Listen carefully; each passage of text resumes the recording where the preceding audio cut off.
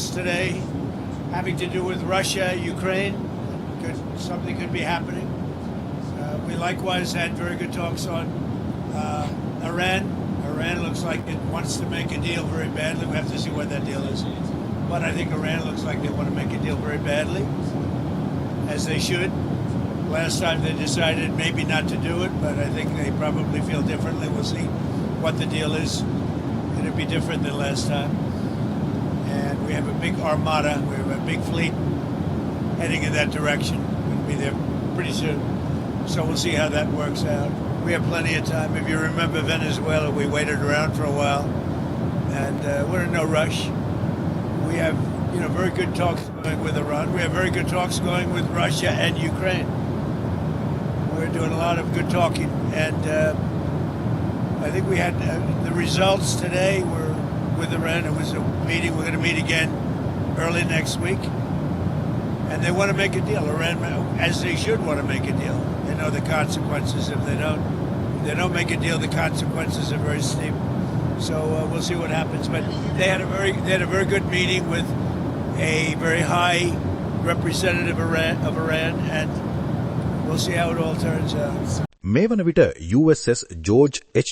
Bush ගුවන්යානා ප්‍රවාහ නෞකාව ප්‍රමුඛ career strike group නෞකා සමූහය මැද පෙරදිග මුහුදු කලාපය ක්‍රියාත්මක වන USS Abraham Lincoln career strike group එක සම්බන්ධ වීම සඳහා ගමන් ආරම්භ කර තිබෙන බවයි පෙන්ටගනය විසින් වාර්තා කර ඇත්තේ.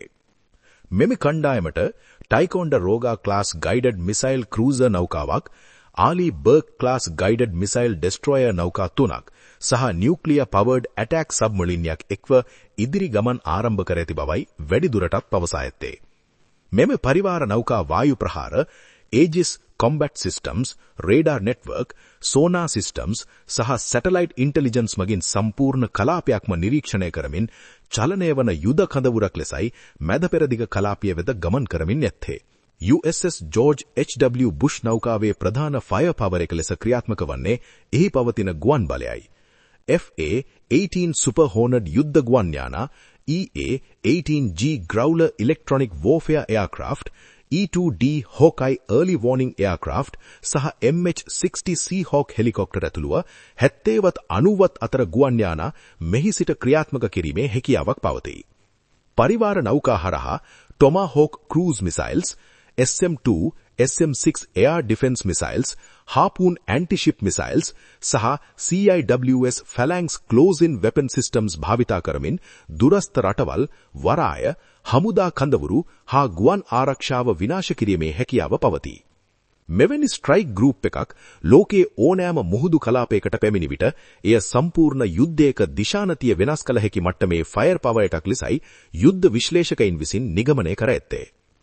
එක්සත් ජනපද මධ්‍යම විධානයේ අනදෙන නිලධාරියා විසින් මෙහෙවනු ලබන අරාබි මුහුදු කලාපය තුල ක්‍රියාත්මක වන USS Abraham Lincoln වාහක ප්‍රහාරක කණ්ඩායම විසින් ඉතා වෙනස් ආකාරයේ විශාල මෙහෙයුමක පෙර සූදානමක් වන ආකාරය දැක්වෙන වීඩියෝ දර්ශන නිකුත් කර තිබෙනවා.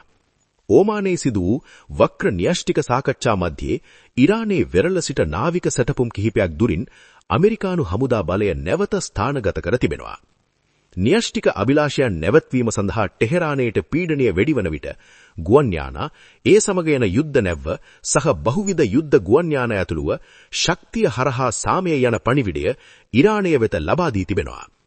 ඉරානය තම මිසයිල වැඩසටහන සහ න්‍යෂ්ටික වැඩසටහන අත්හර නොහෙරන බව අවධාරණය කරන අතරවාරයේ එක්සත් ජනපදය මැද පෙරදිග පුරාසිය ගුවන් සහ මිසයිල ආරක්ෂා පද්ධති මේ වන විට ශක්තිමත් කරමින් නැති බවයි විදේශ මාධ්‍ය විසින් තහවුරු කර ඇත්තේ.